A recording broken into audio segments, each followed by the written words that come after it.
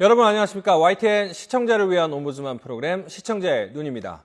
먼저 뉴스 진단 시간입니다. 이번 주엔 아시안컵 축구 관련 보도를 모니터했습니다. 김영지 시청자 평가원 그리고 스포츠부 허재원 기자 함께하겠습니다. 자, 안녕하세요. 자, 아시안컵 보도 보면서 어떤 점을 느끼셨습니까? 네, 지난 호주 시드니에서 2015년 아시안컵 축구 결승전이 열렸습니다. 결과는 우리나라가 개최국 호주에 1대2로 패하면서 준우승에 만족했는데요.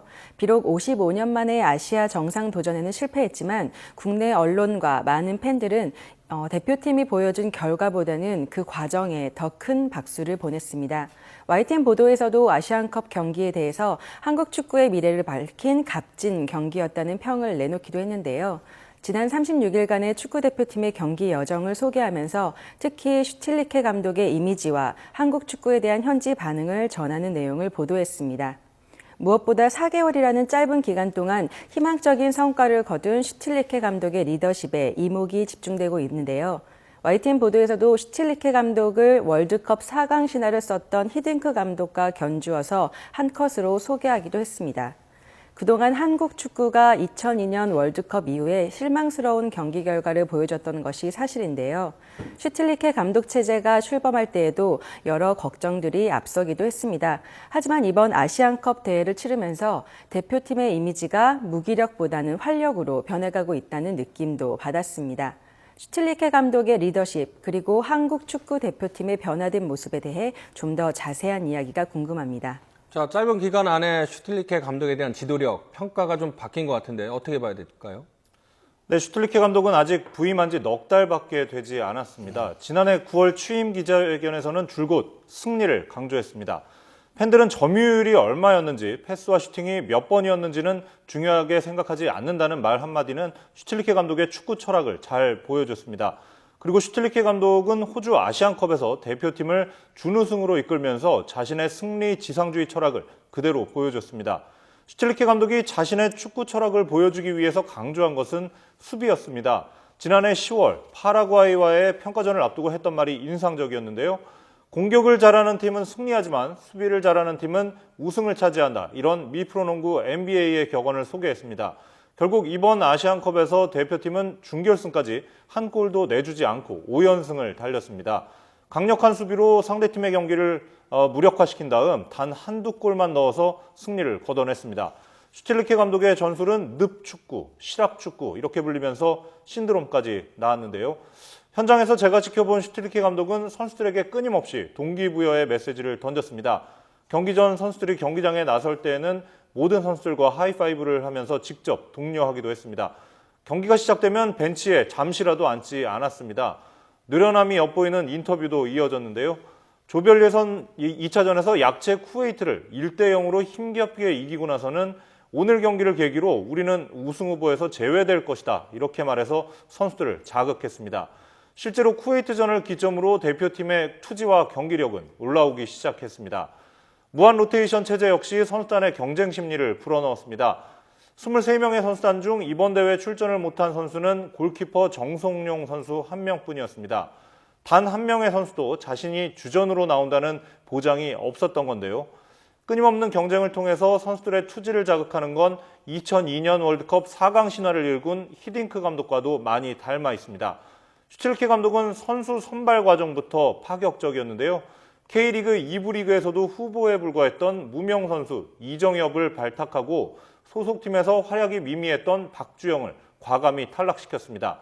실력만 있으면 누구든 태극마크를 달고 주전으로 활약할 수 있다는 확신을 심어준 겁니다. 결국 이정엽 선수는 이번 아시안컵에서 2골을 넣으면서 맹활약하면서 슈틸리케 감독의 믿음에 보답했습니다. 팀 기강에도 각별히 신경을 썼습니다. 그래서 한 선택이 은퇴를 고려하던 차두리 선수를 설득해 대표팀에 합류시킨 건데요. 친화력이 뛰어난 차두리를 중심으로 팀이 하나로 똘똘 뭉쳤습니다. 대회 후반에는 손흥민이나 기성용 같은 개성 강한 스타 플레이어들이 차두리 선수에게 우승컵을 은퇴 선물로 주겠다. 이렇게 말하면서 팀 분위기는 절정에 달했습니다.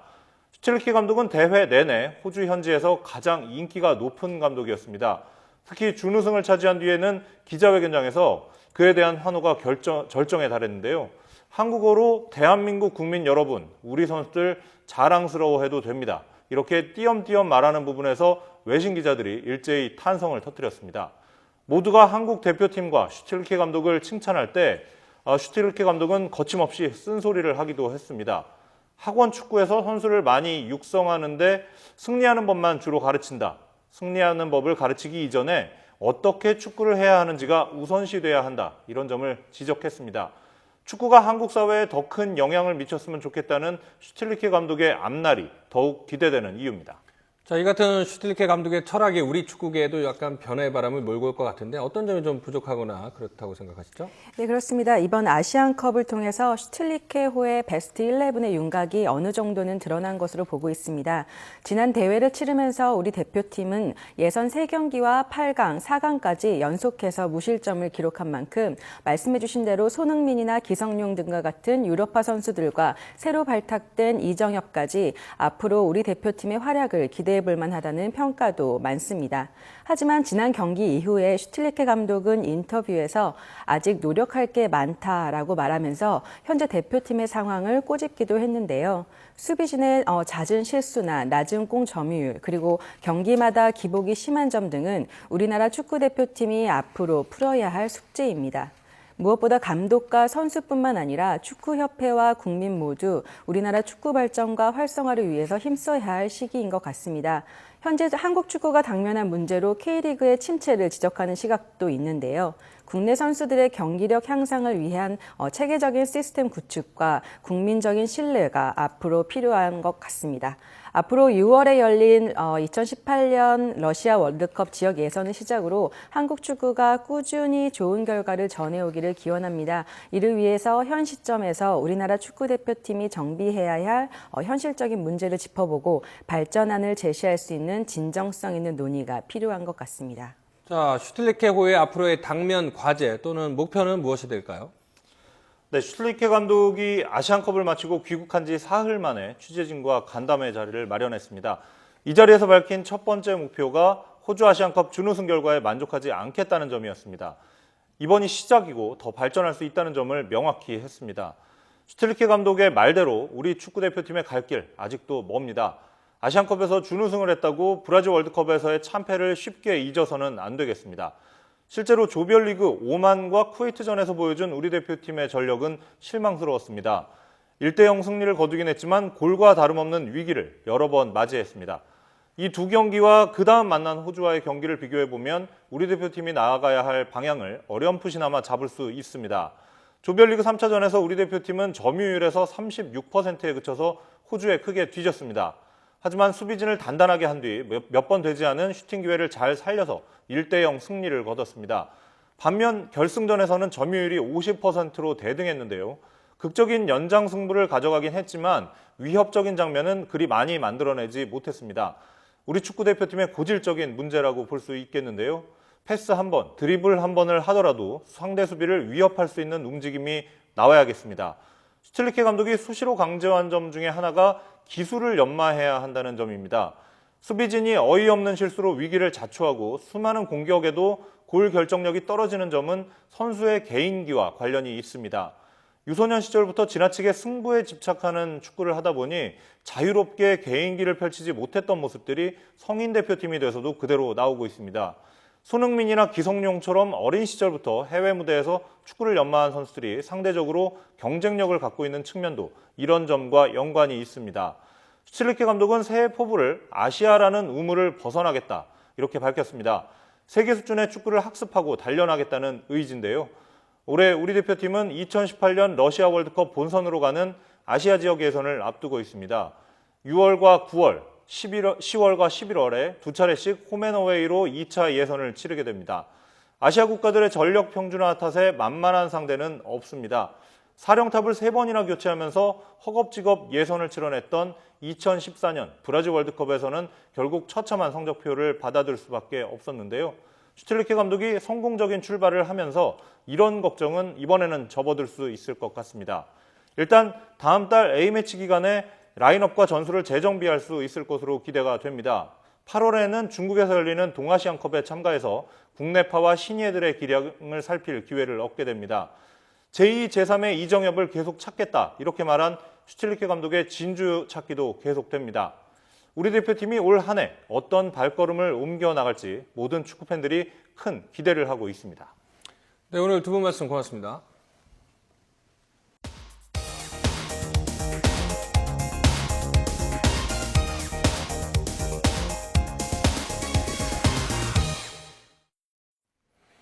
지상파 DMB 채널인 YTN DMB 프로그램을 평가하는 내가 본 YTN 순서입니다. 이번 주엔 한국사 탐에 대한 김정수 평가원의 의견을 들어보겠습니다. 안녕하세요. YTN 시청자평가원 김정수입니다. 우리는 참으로 발달된 통신 환경 속에서 살고 있는 것 같습니다. 편지와 전화, 이메일, SNS, 그리고 메시징 서비스를 통해 서로의 안보는 물론이고 일상의 많은 것들을 공유하고 있습니다. 이렇게 서로 소통할 수 있는 수많은 방법이 있는데도 불구하고 일각에서는 발달된 환경이 오히려 사람과의 진정한 소통을 방해한다고 말하기도 합니다. 그래서 어쩌면 소통이란 도구의 문제가 아니라 마음의 문제인지도 모르겠습니다.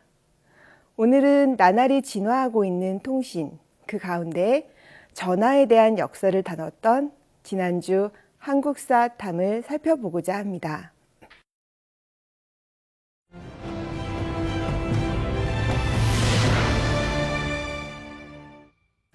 지난주에는 대한민국의 전신 역사 130년이라는 제목으로 우리나라에서 전화가 어떻게 발전되어 왔는지에 대한 방송을 했습니다. 방송은 처음 전화가 국내부에 개설된 지 3일 만에 있었던 김구 선생과의 역사적이면서 신기한 일화를 재현하는 것으로 시작하였습니다. 이러한 재현 방법은 전하고자 하는 정보에 해당하는 영상이 없을 때 이를 대체하는 방법으로 방송에서 널리 쓰이고 있습니다. 이는 실제로 볼 수 없는 화면을 영상으로 보여줌으로써 더욱 실감나는 방송 화면을 만들 수 있지만 이를 남발한다면 오히려 프로그램의 주제를 흐리게 할 수 있고 철저한 고증 없는 재현은 자칫 내용을 왜곡할 수 있다는 문제를 가지고 있습니다. 한국사 탐에서도 여러 번의 재현 화면이 있었습니다. 하지만 프로그램 성격을 볼 때 불가피하며 방송 흐름상 지루하지 않게 내용을 잘 설명하고 이해할 수 있는 수준에서 적절히 배치하고 있었습니다. 특히 도입부의 재현은 주제를 흥미롭고 재미있게 제시하여 시청자들의 눈길을 끄는데 효과적으로 사용한 것으로 보입니다. 이렇게 시작한 방송은 서구의 문물이 들어오는 개항의 관문이었던 인천 개항박물관을 시작으로 우리나라 전화 역사를 순차적으로 설명해 주었습니다. 전문가들만 이해할 수 있었기에 널리 쓰일 수 없었던 전보부터 화물선을 개조해서 만든 광제호와 여기에 실린 최초의 무선통신 이야기는 혼란의 시기에서도 우리나라의 자주권을 지키기 위한 선조들의 노력을 엿볼 수 있었던 뜻깊은 부분이었습니다. 뒤이어 방송은 광복 이후 전화의 발달 과정을 흔히 볼 수 없던 오래된 자료 화면과 전문가들의 인터뷰 설명으로 풀어나갔습니다. 한국 전쟁 이후 대부분 외국 원조를 받아 복구했던 전기 통신 시설은 수요에 비해 턱없이 부족했고 서독 차관을 도입한 후에도 회선의 부족으로 전화 물량이 없어 사고 팔 수 있었던 백색 전화의 가격이 300만 원까지 치솟았다고 하는 설명에서 이를 그 당시 아파트 가격과 비교해 줌으로써 막연했던 가격이 피부에 와닿아 쉽게 이해되었습니다. 방송을 보면서 가장 인상 깊었던 것은 전화 교환수에 대한 것이었습니다. 예전의 전화는 교환수가 직접 전화선을 꽂아 통화하고 싶은 상대와 연결시켜주는 방식이었습니다. 점점 늘어나는 전화선을 더 이상 사람의 힘으로 감당할 수가 없어 결국 기기장치에 의한 자동 교환기 방식이 도입되게 됩니다. 여기서 방송은 예전 전화 교환수들이 바쁘게 전화선을 연결시켜주는 장면과 기계식 자동 교환기가 도입되는 장면을 보여주었는데요. 많은 사람들이 일하던 일터에서 갑자기 기계가 등장하면서 그 장소에 단 한 명의 사람도 있지 않은 장면은 많은 시사점을 던진다는 생각이 들었습니다. 끝없이 진화하고 있는 기술과 과학의 발달은 지금은 당연한 일들을 사람이 아닌 기계가 대신하게 될 것이고, 많은 직업들은 예전의 전화 교환수처럼 앞으로는 분명 사라질 수 있을 텐데요. 미래의 과거가 될 오늘, 우리 개인은 앞으로의 미래 사회를 어떻게 대처하고 준비하고 있어야 할지 생각하게 하는 장면이어서 역사 프로그램이 가지는 의미를 다시 한번 되새길 수 있었습니다.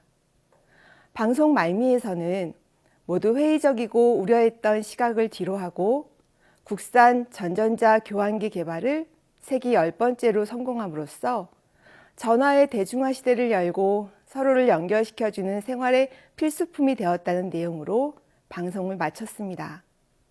이렇게 지난주 한국사탐은 주제와 소재가 잘 조화되었고 시청자들이 쉽게 이해할 수 있는 내용과 적절한 속도감으로 구성되어 있는 완성도 높은 방송이었습니다. 또 프로그램 성격과 조화를 이루는 내레이션으로 편안한 시청을 할 수 있었습니다. 보고 있으면 저절로 한 편의 역사서를 읽은 느낌이 드는 한국사탐.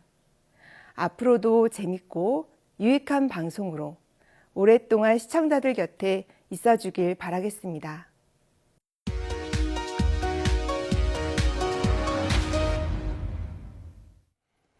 이번 순서는 시청자들의 지적사항을 정리한 모니터 보고 시간입니다. 이 YTN 뉴스를 시청하다 보면 기사 내용을 쉽게 표현하기 위해 준비한 화면이나 자막의 오류가 종종 나타나는데요.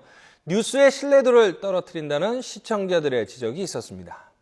지난 4일 YTN에서는 김정은 삼각 외교라는 제목의 앵커 리포트를 내보냈습니다. 이 기사에서 북한과 러시아, 중국과의 삼각 외교를 전하면서 앵커 뒤의 스크린의 그래픽을 바꿔달라는 앵커 멘트가 있었는데 바로 바뀌지 않던 화면은 뜬금없이 북한 모습으로 바뀌는 실수가 있었습니다.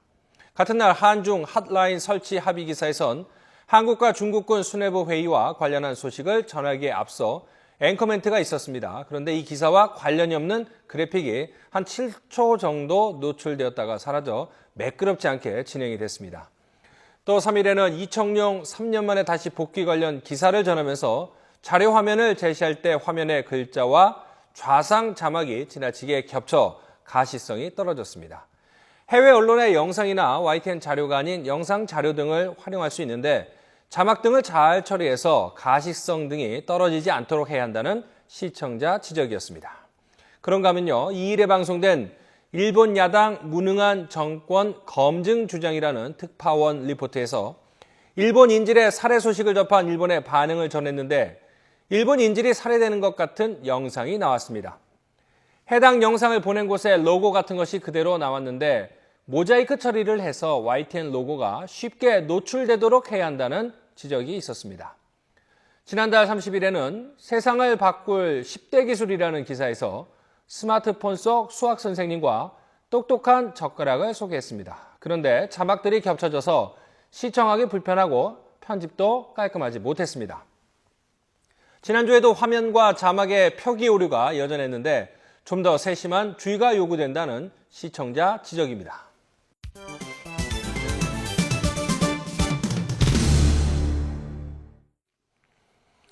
언론 전문가로부터 우리 언론의 문제점과 발전 방향 등을 들어보는 매체 비평 시간입니다. 오늘은 최은경 한양대학교 교수로부터 정부와 국민 사이 언론의 역할이라는 주제의 논평 들어보겠습니다.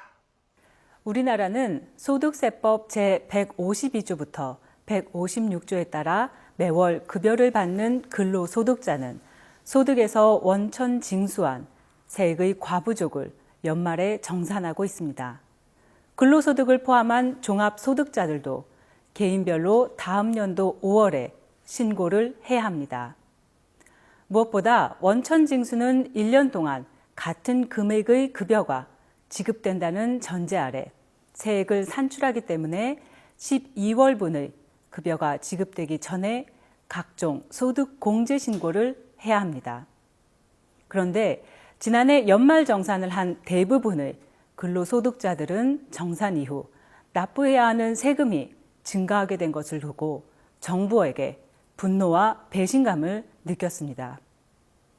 13월의 월급이라 부르는 세금 환급금을 기대했던 대부분의 노동자들이 2014년 개정된 소득세법의 공제 변경 조건을 미리 대비하지 못한 잘못도 있습니다.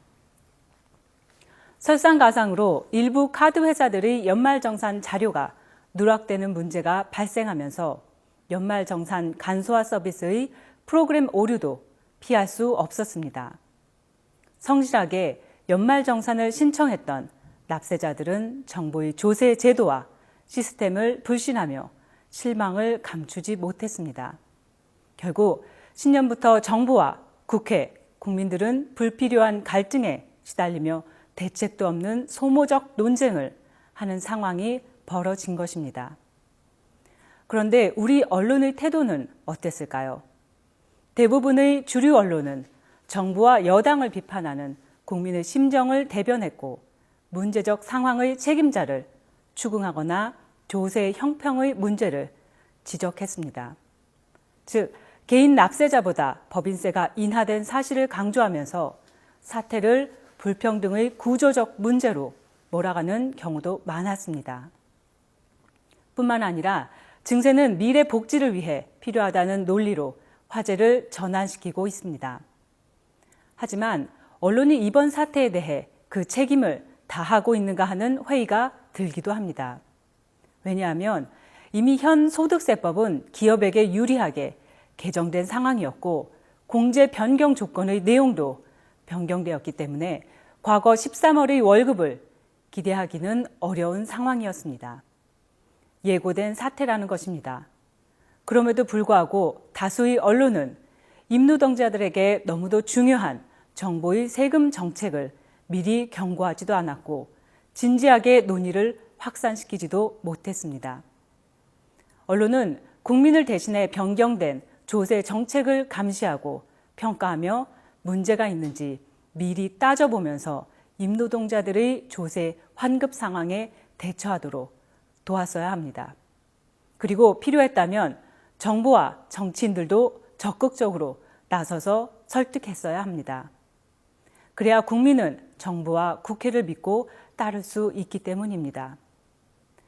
연말정산 사태로 피해 납세자가 속출하고 나서야 증세 없는 복지가 없다는 식의 사태의 본질을 벗어나려는 것은 투명하게 정책 비전을 제시하지 못한 정부보다 더 무책임한 행동이라고 생각합니다. 정부와 언론은 국민들이 원하는 복지에 대한 기대를 만족시킬 수 있는 현실적 방안을 좀 더 일찍 공론화시켜 함께 고민했어야 합니다. 이제 와서 국민의 동의가 있으면 증세를 할 수도 있다는 식의 입장을 아무런 비판 없이 전달만 하는 언론은 정부와 국민 사이 불신을 키울 뿐입니다. 복지란 나라의 국민이 성실히 의무와 책임을 다했을 때 받는 최소한의 보상과도 같아서 더불어 함께 사는 사회를 만들기 위해서는 국민 모두가 마음을 모아야 가능한 일입니다. 때문에 언론은 특정 집단의 사람들이 소외되거나 특혜를 누리는 일이 없도록 정부의 정책을 감시하고 국민을 대신해서 검토하고 또 검토해야 합니다.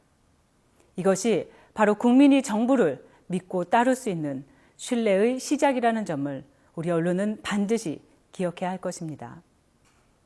시청자의 눈은 시청자 여러분의 참여를 기다리고 있습니다. YTN 홈페이지 시청자 의견 코너에 글을 남겨주시면 좀 더 정확하고 공정한 방송을 만드는 데 참고하겠습니다.